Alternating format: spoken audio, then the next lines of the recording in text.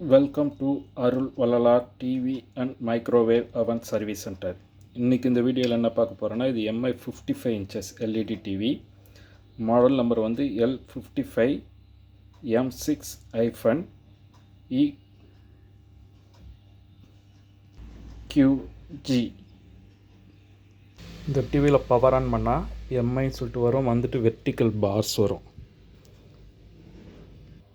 இந்த வெர்டிக்கல் பார் இருக்க இன்க்ரீஸ் ஆகும். இந்த வெர்டிக்கல் பார்ஸ் இன்க்ரீஸ் ஆகி ஃபுல்லாகவே ஸ்க்ரீன் ஃபுல்லாகவே வெர்டிக்கல் பார் ஆகிடும்.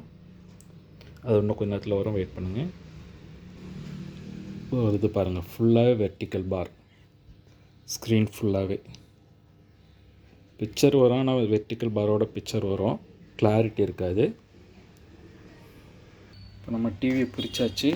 டிவியில் இருக்கிற மதர் போர்டு பவர் சப்ளை இது வந்து டிகான் போர்டு. இதில் வரக்கூடிய ஸ்கேலர் பிசிபி இது. இப்போ நம்ம என்னென்னா ஸ்கேலர் பிசிபியில் வோல்டேஜ் மெஷர் பண்ணோம். மெஷர் பண்ணும்போது வோல்டேஜ் ப்ராப்பராக இல்லை. வோல்டேஜ் வந்து வேரி ஆகிட்டே இருந்தது. அதுக்கப்புறம் என்னென்னு செக் பண்ணும்போது இதில் வரக்கூடிய பேனல் நம்பர் இது எஸ்டி பேனலு.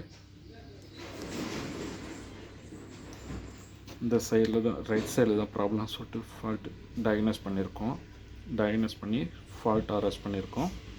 என்ன ஃபைண்ட் அவுட் பண்ணி அரெஸ்ட் பண்ணதுக்கப்புறம் சரி பண்ணதுக்கப்புறம் இப்போ வரக்கூடிய வோல்டேஜ் இந்த டிகான் போர்டில் வோல்டேஜ் ப்ராப்பராக இருக்குது, ஸ்டேபிளாக இருக்குது. ஸ்டேபிள் ஆனதுக்கப்புறம் இப்போ பிக்சர் பார்க்க போகிறோம். இப்போ எம்ஐன்றது கிளியராக வருது. ஃபஸ்ட்டு எம்ஐ கூட வெர்டிக்கல் பார் வரும். ஸோ இப்போ எம்ஐ மட்டும் கிளியராக வருது. ஆண்ட்ராய்ட் பூட் ஆகிட்டுருக்கு.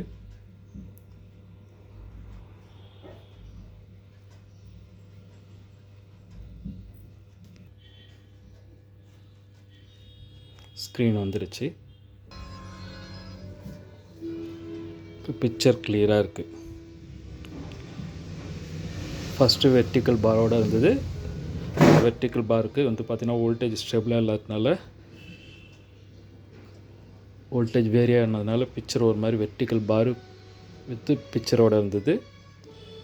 இப்போ சரி பண்ணதுக்கப்புறம் இதே டிஸ்பிளே ரெடி ஆகிடுச்சு. இப்போ நம்ம இதே டிஸ்பிளே ரெடி பண்ணிட்டோம்.